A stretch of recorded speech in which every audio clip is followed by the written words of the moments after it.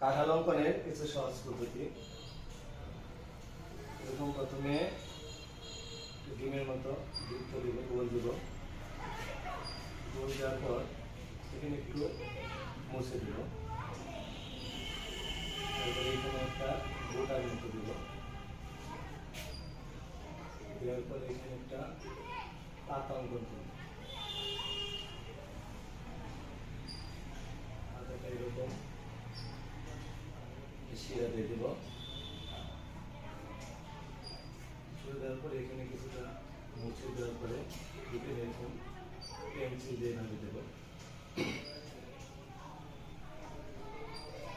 কাঁঠালের যে কাটা কাটা থাকে এরকম দিয়ে দেব।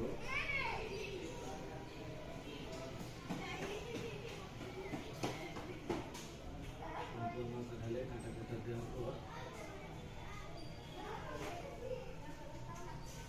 ভিতরে এরকম টিক চিহ্নের মতো দিয়ে দেব।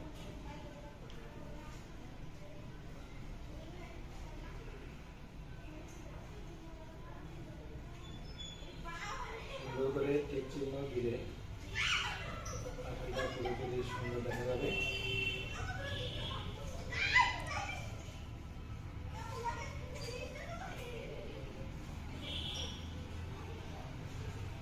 এগুলো সহজ পদ্ধতিতে কাঁঠাল।